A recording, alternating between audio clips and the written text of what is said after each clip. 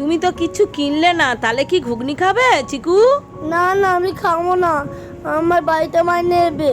আচ্ছা ঠিক আছে।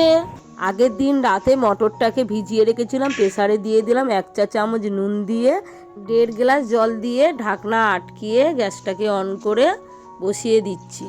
এই রেসিপিটা আমি আমার ছেলের রিকোয়েস্টের জন্য বাড়িতে বানাচ্ছি। তাই ভাবলাম মেলার ঘুগনি যদি আমি অতি সহজেই বাড়িতে বানাতে পারি, তাহলে তোমাদেরকেও দেখিয়ে দিই।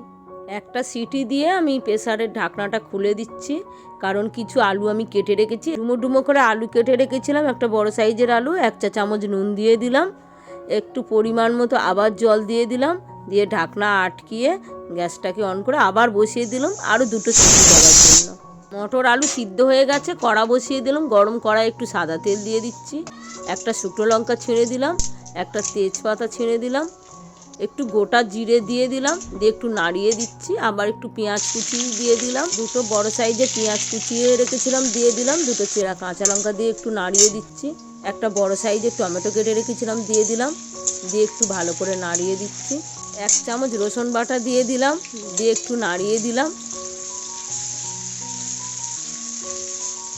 1 চামচ আদা বাটা দিয়ে দিলাম, একটু ভালো করে নাড়িয়ে দিচ্ছি।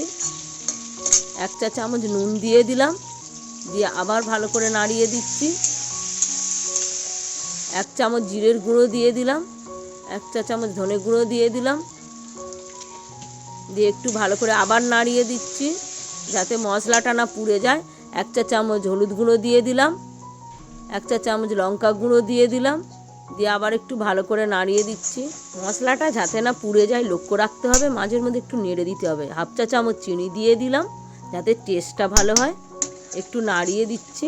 সামান্য একটুখানি জল দিয়ে দিলাম যাতে না মশলাটা পুড়ে যায়, কারণ লক্ষ্য রাখতে হবে যাতে না মশলাটা পুড়ে যায়। মশলাটা যদি পুড়ে যায় টেস্টটাই নষ্ট হয়ে যাবে।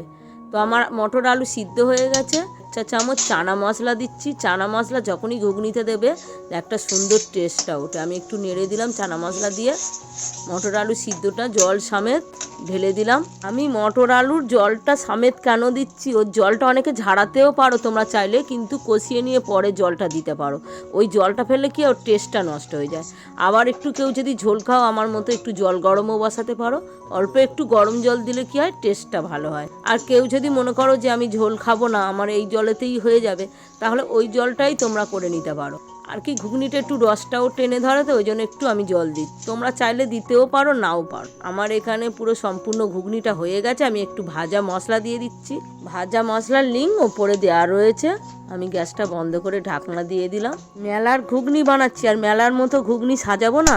আমি পেঁয়াজ কুচিয়ে নিচ্ছি, ধনে পাতা কুচিয়ে নিচ্ছি, 2টো কাঁচা লঙ্কা কুচিয়ে নিচ্ছি, পাতিলেবু কেটে নিচ্ছি, সাথে নিয়ে নিচ্ছি একটু ডিম সিদ্ধটাও কেটে নিয়েছি। ঘুগনিটা খুলে দেখছি পুরো সম্পূর্ণ হয়ে গেছে।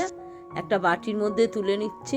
বাটির মধ্যে ঘুগনিটা তুলে নিয়ে একটু যে পেঁয়াজটা কুচিয়ে রেখেছিলাম অল্প করে একটু ছড়িয়ে দিলাম, একটু লঙ্কা কুচি, একটু ধনেপাতা কুচি দিয়ে, আর একটু লেবুর রস সামান্য দিয়ে দিলাম, একটু বিট নুন দিয়ে, অর্ধেক ডিম সিদ্ধ আর একটু ঝুরি ভাজা ছড়িয়ে দিলাম। কোনো ফুড কালার দিইনি, তাতেই দেখো খুব সুন্দর এসে। এবার সম্পূর্ণ আমার মেলার ঘুগনি রেডি হয়ে গেছে। দেখি আমার ছেলে খেয়ে কি বলে।